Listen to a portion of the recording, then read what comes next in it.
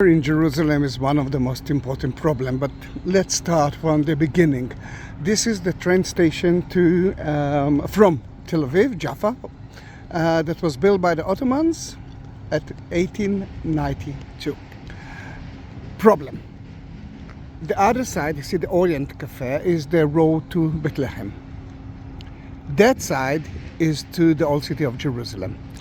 The problem is that when they build it, you can see that small hill, it's called the Bible Hill, it actually went all the way to the train station. They cut it and open a new road.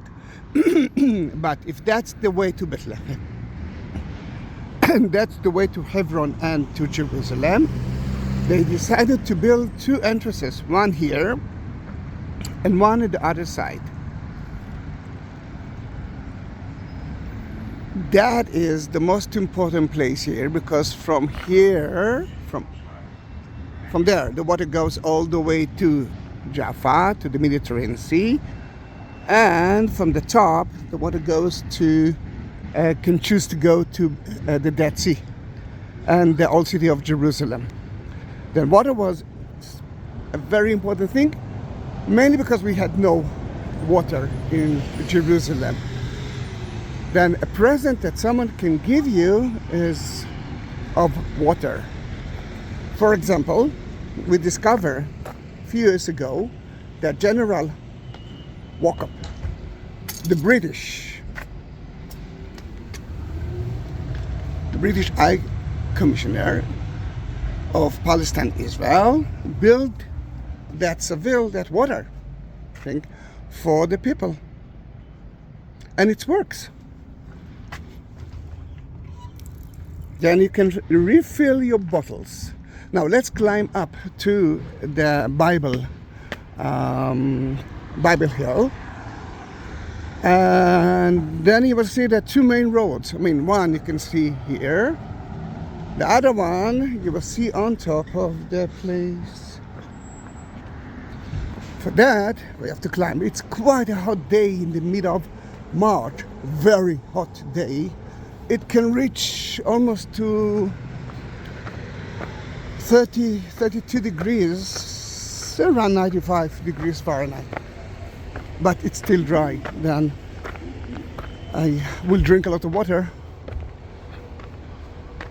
Look how beautiful is that green hill. I just like to walk here to the old city. The Scottish church is in front of you. That used to be an British Army camp. And you can see the Dormition Church on top of Mount Zion. I'm with a tour of tour guides. Tamar Yardeni, she is expert of everything that's connected to Jerusalem, but now she's dealing with water. Then in that case, I will know better tonight. Then Etty is with us today, and this is the watershed. Continental Road.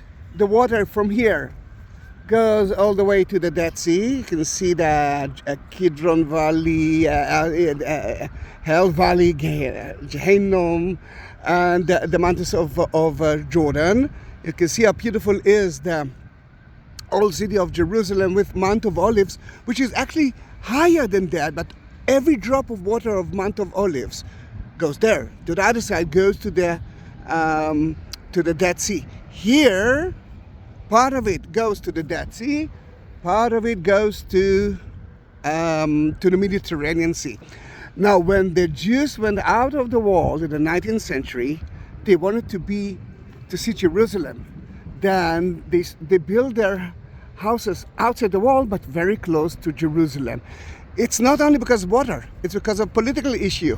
I came for Jerusalem. Well, I can live in the Bronx, but I want to live in Jerusalem. I want to see the walls of Jerusalem. And you can see it from here. Mount Zion, Jaffa Gate, Christian Quarter, Armenian Quarter. Just lovely. Just lovely. And the road to Bethlehem. And if you actually used took the tour that I got it of half day Jerusalem, half day Bethlehem, this is the road that we actually used. But at that time, the main road was there, the ancient time. This is that used to be the road to Hebron, and that's why Jaffa Gate is called Bab el-Halil, the door or the exit to Hebron in Arabic. Amazing, amazing.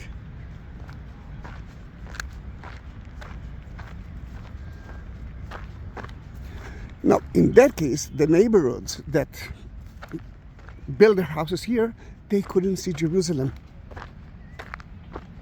And that is a problem. Look at Etty. Etty, what kind of flower it is?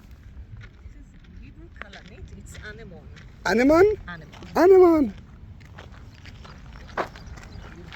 It's the last days of the anemone. Remember, that is the train station. That's where we started the tour. And the tour today deals with water. But of course, I will add more information about different things. And we are running because the tour guide, Tamar, is already, I don't know where. Gone. We are actually walking a new road, but to the left of us is the way to Bethlehem, which is strange because I'm using the road of Hebron from Jerusalem to Bethlehem. Then what's happening here? Why do you have two roads? It's actually marketing, very good marketing. The other side of the train station is Baka neighborhood that was built by the people who built the train station. And they said, oh wow, I want the people trying to reach Bethlehem to stop at my shops, my guest house. Not in Jerusalem. Then they actually added some signs that said Bethlehem Road, and every tourist will say, all right, we are starting from Bethlehem, then we have no other reason to go first down to Jerusalem. We will reach Jerusalem later on. It's a walking distance. But it's to go to ascend it down and then to climb up. We will go on the continental road, and we are going to use that road that is kind of flat, and we'll reach at the end to Bethlehem. Smart, using the watershed. I mean, if not, look downstairs. This is Jerusalem. You have to walk all the way down and then to climb all the way up just to reach the city. And if you're not going to Jerusalem, if from Bethlehem you're going, let's say, to Jaffa, there's no reason not to use that road because you're not going to Jerusalem. Remember, you're walking, you're actually counting your distance, the steps of yours. Then smart people know to go on the watershed instead of hills and valleys. Smart! The beauty of Jerusalem today that even though it's a drought here, there's no rain in Jerusalem, we can enjoy now water just for fun. And that Kidron Fountain was a gift from Germany to Israel. There's so many legends about it, about the lion and the mouse, which I think everyone knows. But it's beautiful to see that now we don't have a lot of water problem. But at the ancient time, let's say 19th century, when we had no water, it was a problem. I mean, I remember that in around the 20th, there were no water. Then the Jews, the Muslims, and the Christians actually prayed to God, and it didn't help. Then the Jews got a permit to climb up to their temple site, which is today the Muslim Dome of the Rock Al-Aqsa, to pray there, but they couldn't because it wasn't. It was too holy for them. Then they asked permission to go to the Jewish King David tomb, which became to be a Muslim one, to pray there. That was the second important place. And guess what? when they started to pray, it's actually rain and filled the water system with water. But if there is no water, then they have to go all the way to the Gihon Spring area or to the other side to get some fresh water, which was very difficult at the ancient time. Today we are opening the shower water and enjoying a nice shower, but until at my age, at the beginning, I remember when I was a child, wasn't allowed to use the water for more than 2 minutes. Even that was too much. All right, you can see that Hebron Road goes all the way to here, reach the Valley of Hell, and goes all the way to Jerusalem. But guess what? There's another road here, small one that no one uses anymore, except for me, because I love to be outside the main roads. I like to use those kind of roads. That one that doesn't go all the way down, but if you will continue all the way straight and then to the right, you will reach to Jaffa Gate, just like that road. Then what's happening here, guys? This is the main road that Abraham used from Hebron to Jerusalem. This is the main road that people used until 1888. But then the carriages came, and that road you can use only one carriage, but we need two ways. And carriages, the people are not suffering. The animals are suffering, the horses. Then in that case, they build the modern way for the carriages. That, as you can see, it's the main road until now. Now the funny thing is that I'm standing on the water. I'm walking on the water. This is a water system on the main road. There's no reason for a water system to exist if it's not on the main road. And another thing that you can see here is the aqueduct from the Hashmonite time, from the Maccabees time. The ceiling that you see now, it's from the Ottomans' time, that they actually use it as well. And you can see Eti again. And 2nd century BC.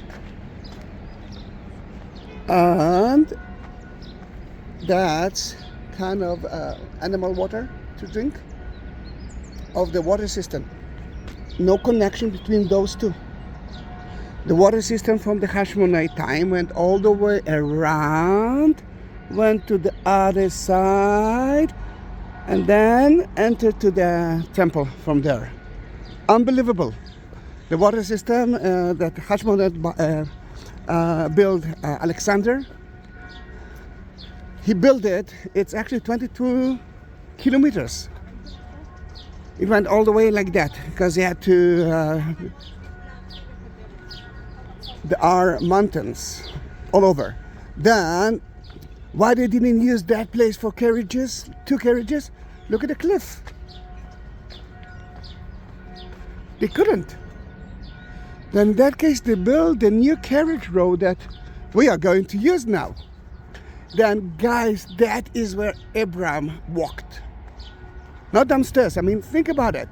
Now I'm walking all the way down, and when I'm taking groups from here to Mount Zion, they are complaining why we are going all the way down and then climbing up.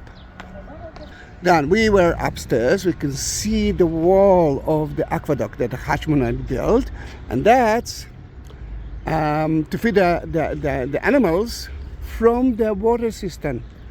2 different kind of system. This is 2nd century BC until the British time, and that is the main road to Bethlehem, to Hebron. And down there you can see another place to water the people, and we will reach it later on, but that was from the 16th century, and the Ottomans built they built a water system next to it. because that became to be the main road, not the one that we are using now. This is the new carriage road. Remember the old one, the biblical way to Hebron, Bethlehem is there. And that is a dam that was built the Second Temple time to stop the water from going all the way to the Dead Sea. And right there, it's the Seville that the Ottomans built for the main carriage road around 1901. And this is part of kind of a water system for the Seville, for the drinking place. We are using it, that valley, for shows. Summer shows, and they're building it for the new season. But it used to be full with water. It's called the Sultan pools. And the water used to be here until I think the late 90s, and then when Israel actually came back to the old city, that part until 1967 was part of Jordan. It was occupied by Jordanians, and when we came in 1967, we turned that area into a theater. And one of the first shows, and I didn't know that actually, was of Dire Straits, and I've been there. The idea is now to switch the place. That will be the new pool. They will bring back the water, and the people will actually watch the shows from there to here. It's a nice idea. Now that road is called the Aqueduct Road. Remember, we saw part of the aqueduct, but in some places you can see a little bit of it as well. Such a nice place. I prefer when I do have groups that wants to see something else and not to be only at a tourist area. That can be a very good option as well. Then the wall that you see there is part of the aqueduct, goes all the way to here.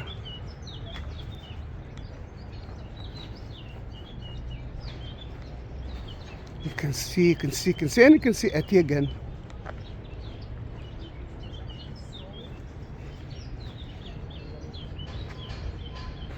The aqueduct, you can see it here. It's a bit lower, but remember the aqueduct is supposed to make a round tour to reach the old city. And soon you're going to see exactly where it's actually happened. I saw here Dire Straits and Sting as well. I could see them in Tel Aviv. It's next to my house, but I wanted to see it in front of the walls of the city. This is different than any other show that you can imagine. Okay, are you ready? And here you can see that the aqueduct is standing right. Sadly, you cannot see a lot from there, but as I believe it was, they use, it went through there. Old maps of Jerusalem, we know that there was a bridge here. Went all the way, you can see that this part is a little bit different, goes all the way to there, and in 2009 they excavate here and found it. At the base, the lower part of it is from the Hashmonite time, but the upper part is already from the Mamluks time. And if we're talking about the Sultan pool, it's not an Ottoman pool, it's a Mamluk pool, even before the Ottomans time. Now, one day it will be. Remember, they are building now the Sultan Pool Theater, fronting to the dam that is in the other side. Now, this is totally artificial. I think you can understand, and this is not a real grass. Now, he's cleaning now the path, which is not legal in Tel Aviv. It's pollution, but in Jerusalem it's maybe still okay, but it's noisy. Area used to be a Jewish neighborhood, Jurat el Inab, of Jews who came from Iraq of today. And but in 1921 and 1936, the Arabs around here actually said they did the same thing that they did in the October 7 genocide in the Jewish population. Then those people left that place. Instead of it, the Arabs came to here until 1948, and then until actually 1967, and then it disappeared. What left from that neighborhood is the wheat mill of Berman family, who used to have their factory here, and you can see the line here of the stairs of one of the houses. Now that building, were built in 1921 by the British. It was the artist colony, and guess what? It's still an artist colony until today. Chutzot Hayotzer. Let's climb up.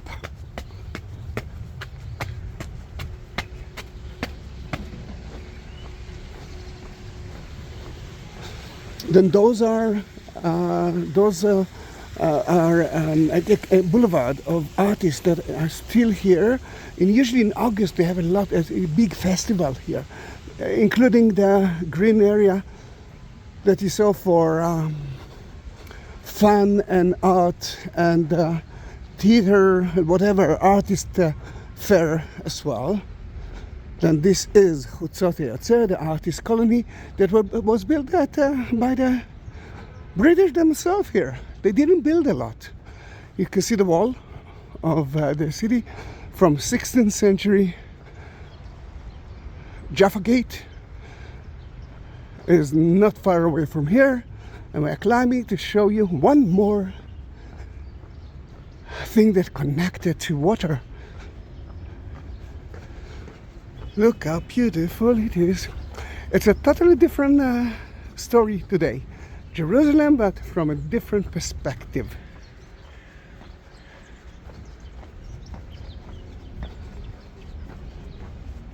Oh, it's wet.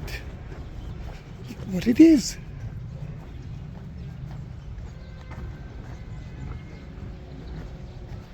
Well, guys, it's next. Oh, why? Well, look how beautiful it is.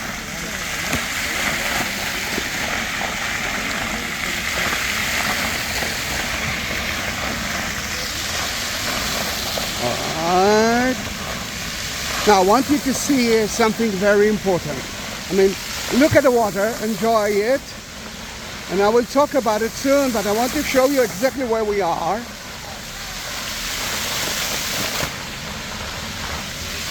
For the children of Jerusalem, it's kind of the Mediterranean Sea because they don't have a sea.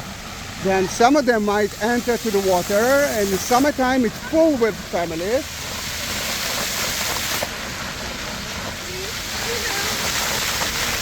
For example, religious girls are doing it.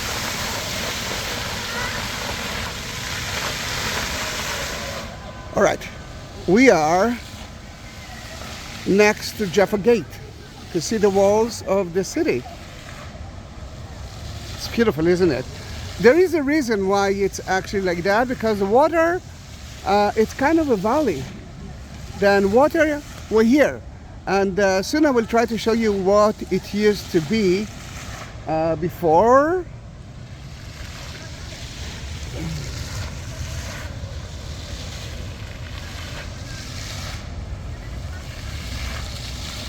Let's face it, she missed it.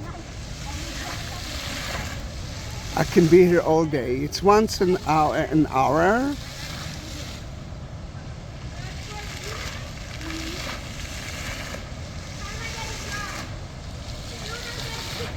And we are next to Mamila shopping mall, which used to reach here.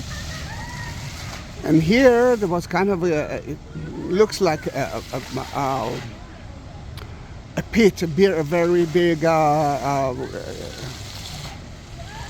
open space, but very deep.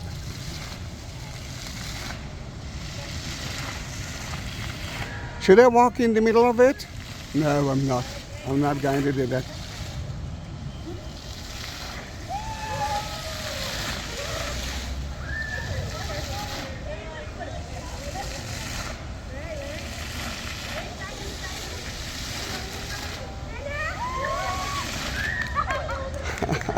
She got wet.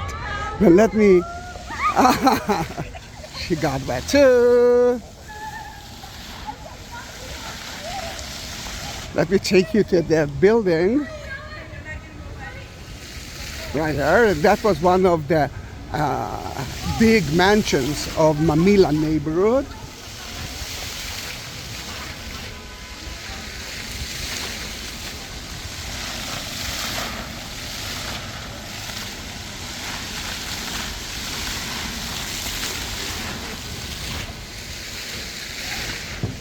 Oh.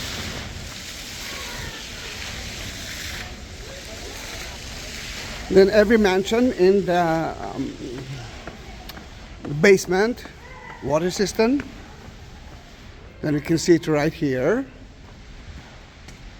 And they had stables as well. Then horses were kept here. They wanted to, you can see where the horses were kept. But the city hall wanted to build here another cafe here. But the mall people didn't let them do that. Let me show you another water cistern. 82 more minutes.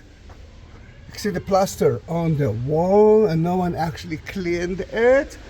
And that. All right, remember Jaffa Gate? That is the building. And here, a Roman water system and Byzantine houses, and even kind of an aqueduct, a tunnel, a water canal. Today, it's that. It's called Teddy Kollek Park. Teddy Kollek was the most famous, I think, until today, mayor of the city, and especially at the time that they, that Jerusalem, all Jerusalem became part of the Israeli government. Until 1967, that was the no man land, owned by no one, United Nations. That was Israel. Behind us, the old city was part of. Oh, that's beautiful. The old city was part of Jordan. Well, I'm not saying Palestine, because Palestine as an Arab country never exists. The old city of Jerusalem was supposed to be owned by United Nations, not by Israel, not by future Palestine. That sadly was occupied by Jordan and Egypt.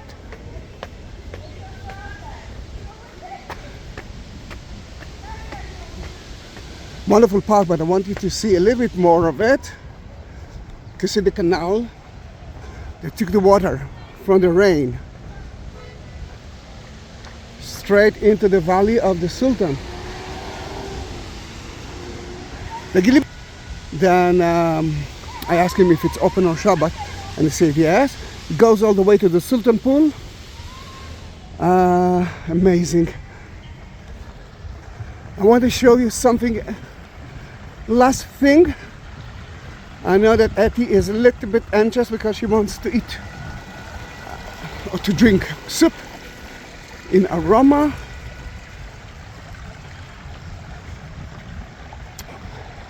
Then Teddy Kollek turned it into the culture mile. For example, the Fontaine, the art colony, Sultan Pool, which is the theater now, the Cinematheque. It's a quality movie cinema.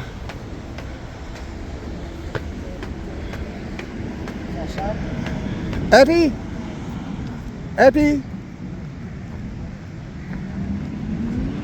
It's a map, I think a German map, a map that shows that Jerusalem is in the center of the world.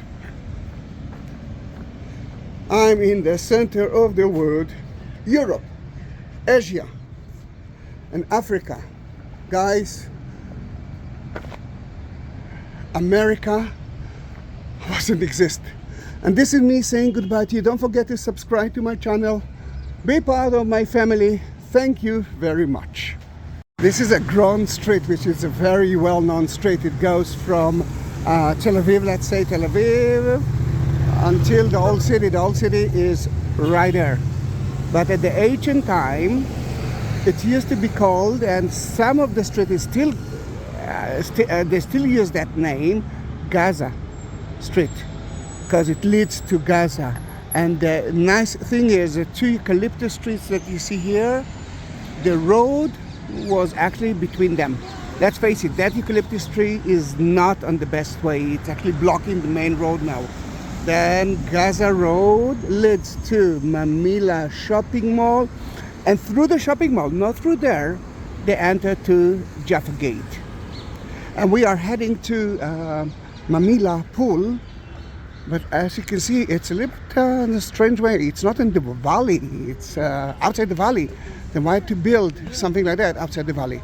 For that, we have to go through the Muslim Mamluk cemetery to the pool itself. Is it from the time of King Herod or not? Let's find it out. This is the Muslim Mamluk cemetery, and here's the pool.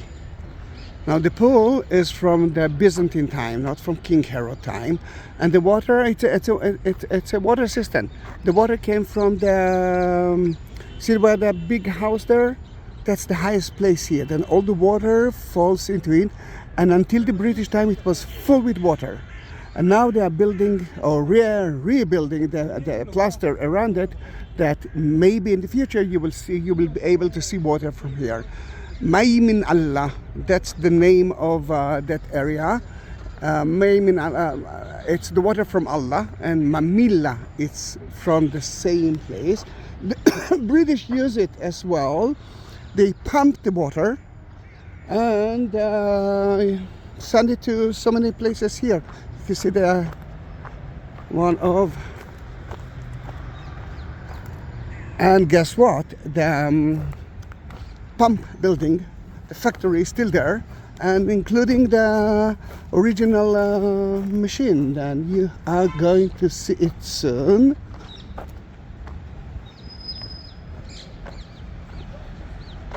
Now, it's not from the time of King Herod, it's the Byzantine water. The water from here reach through the shopping mall Mamila. We found there a Byzantine aqueduct to Hezekiah pool inside the city. And then if you remember my video about the Roman, it's like a Byzantine bath beneath Jaffa Gate of today. Some of the water reached there and to the valley. Remember Teddy Park with all the fountains? To there. And this is the factory. That's where they pump the water, the British. It's a good way to take a picture and a video of the pool. You can see that there is a little bit of water, and we had a very bad rainy season.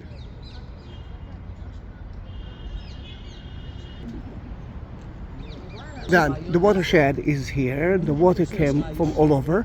It still amazed me. I mean, how can you fill that place with water? And there are a lot of pictures, even from the Manda time, 1920, full with water. And you can see the pump machine right here with a lot of graffiti around it.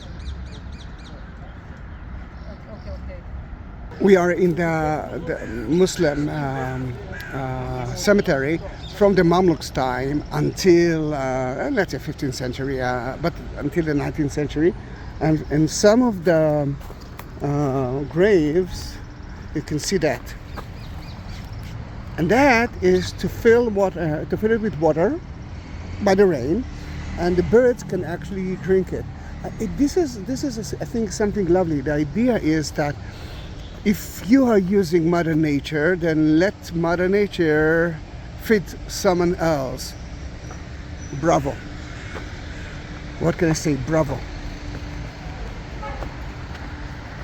In that tomb, you can actually see it as well. Clever. Thank you, Tamar. Thank you, Tamar Yadeni. I didn't know about it. My Muslim friends never told me about it. I wonder if they know something about it. We are at the western part of it. We were at the other side of it. And what the Byzantine did, they curved every place here and they turned it into then it's like a theater. Think about a theater. The water went through the theater and you can see a little bit of it here. Everything is artificial and the water entered to here. At the Manda time, the Muslims wanted to turn that place into a university, to destroy all the tombs and to build university. They didn't succeed in doing it, but that is the oldest tomb in that cemetery. But this is a Crusader tomb. A Crusader tomb. I will say it again. A Crusader tomb in Mamila.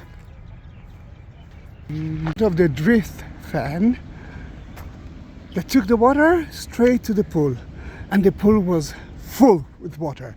This is amazing.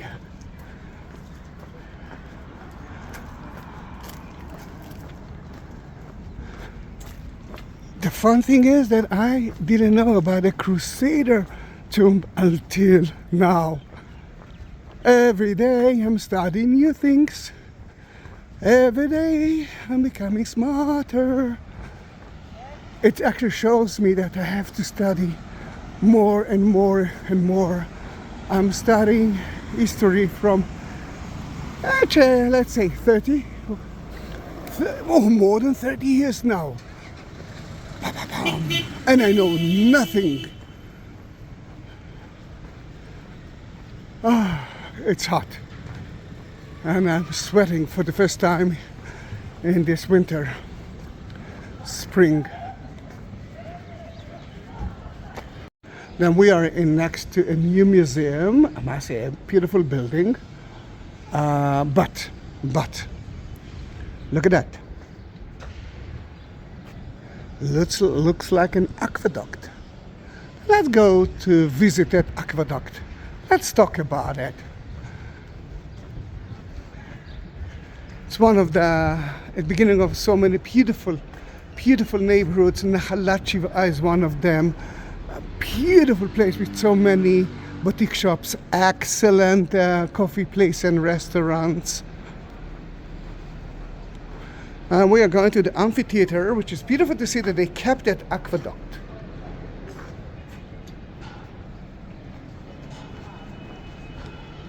The Museum of Tolerance, Jerusalem. Yes, the Muslims wanted to destroy the Muslim cemetery to build a university there. And the Muslims destroyed part of it and built a Palace Hotel, which is now a very beautiful Israeli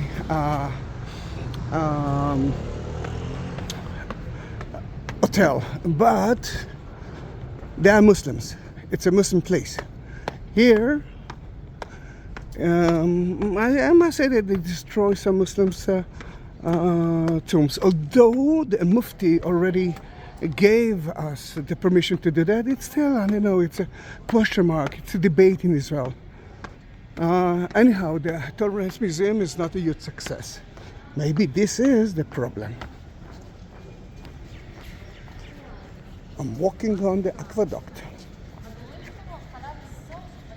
Ooh.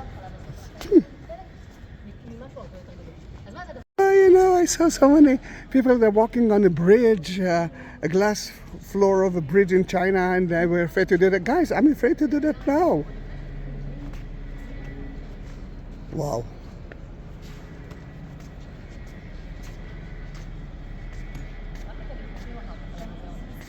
Is that an aqueduct, the upper aqueduct built by King Herod? because we know that he built it. I'm still afraid to walk on it. Maybe, but it looks too simple for that. It might be, it's sure an aqueduct from the Second Temple time, but if that's part of the King Herod aqueduct brought the water into Jerusalem, question mark.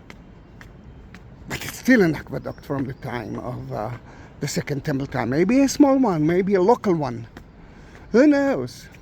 Who knows? And we are on the way to Nahalat Shiv'ah, which is going to be our last meeting place. And I lost Tamar. Here she is. If you continue straight ahead, you will reach to my favorite coffee place, Tmol Shilshom. Wait there, let me crisscross it.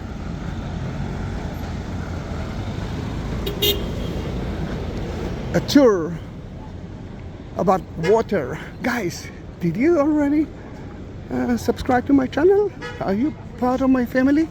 If you are, if you're a new one, then subscribe to my channel and then write me a comment and let me bless for that. Be part of my family. If you reach that point, it means that you are better than so many others. It's strange to understand until 1972, although you had water, according to the British law, every building had to build themselves a water system, and if something will happen, they will be able to use it. For example, here at Yoel Moshe Solomon 16, let's enter to here and to see the water system. It's now belongs to a very important lawyer.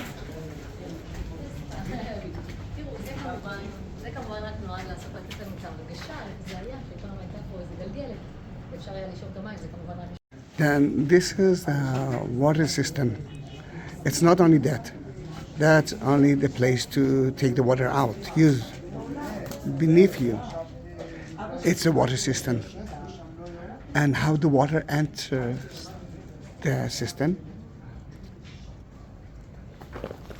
From the roof, from the rain. See? From that, from here, and there. Then the water is in. And once here, someone's supposed to go in to reach the water system and to clean it. And even to put some plasters. But that is the water system. Every part of it. Tananam. Beautiful. I love Nahalat Shiv'ah.